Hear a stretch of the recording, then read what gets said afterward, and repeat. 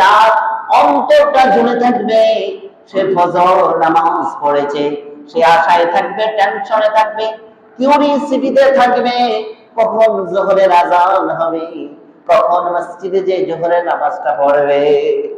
ওই মুসল্লির দিলটা এমন ভাবে ঝুলে থাকবে মসজিদে, যে যোহর নামাজ পড়েছে মসজিদে জামাতের সাথে, কখন আজান দিবে আসরের আজান, কখন আল্লাহর ঘর মসজিদে যাইয়া আল্লাহর কুদরতি পায়ে আসরের নামাজ জামাতের সাথে পড়বে। আসরের নামাজ পড়েছে, বান্দা টেনশনে থাকবে, কানটা খারাপ করে রাখবে, কখন মাগরিবের আজান হবে, আল্লাহর ঘরে গিয়ে আল্লাহর হুকুম মাগরিবের নামাজ জামাতের সাথে পড়বে। সুবহানাল্লাহ। এমন ভাবে 5 ওয়াক্ত নামাজের জন্য তার মনটা কাঁদবে, তার মনটা ঝুলে থাকবে।